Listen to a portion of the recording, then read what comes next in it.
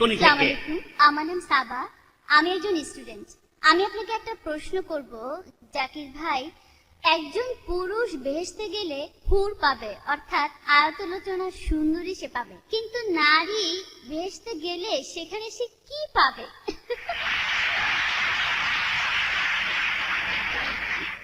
বোন, আপনি প্রশ্ন করলেন যে যখন কোন পুরুষ জান্নাতে যাবে সে সেখানে হুর পাবে, সুন্দরী মহিলাদের। এখানে নারীরা কি পাবে তারা যখন জান্নাতে যাবে? পবিত্র কোরআনে এই হুর শব্দটার উল্লেখ আছে সব মিলিয়ে মোট 4টি জায়গায়। পবিত্র কোরআনে সূরা দুখানের 54 নম্বর আয়াতে উল্লেখ করা হয়েছে, এরপরে সূরা তুরের 20 নম্বর আয়াতে উল্লেখ করা হয়েছে, এরপরে সূরা রহমানের 72 নম্বর আয়াতে উল্লেখ করা হয়েছে, আর সবশেষে সূরা ওয়াকিয়ার 22 নম্বর আয়াতে উল্লেখ করা হয়েছে। আর এখানে বেশিরভাগ অনুবাদে, বিশেষ করে উর্দু অনুবাদে, এই হুর শব্দটার অনুবাদ করা হয়েছে যে সুন্দরী মহিলা।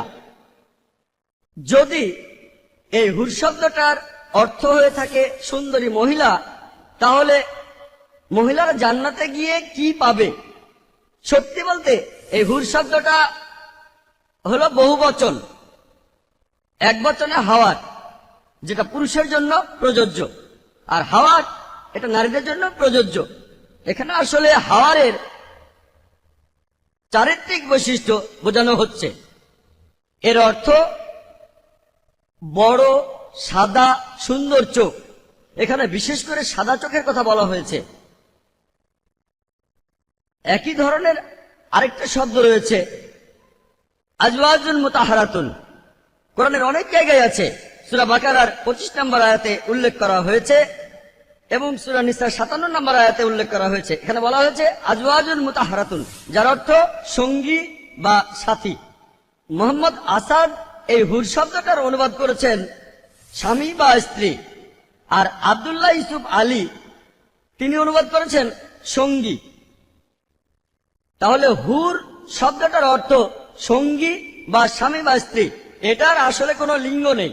পুরুষরা জান্নাতে গেলে ভালো মহিলা পাবে যাদের চোখ বড় আর সুন্দর, আর মহিলারা পাবে ভালো পুরুষ যাদের চোখ বড় আর সুন্দর। আশা করি উত্তরটা পেয়েছেন।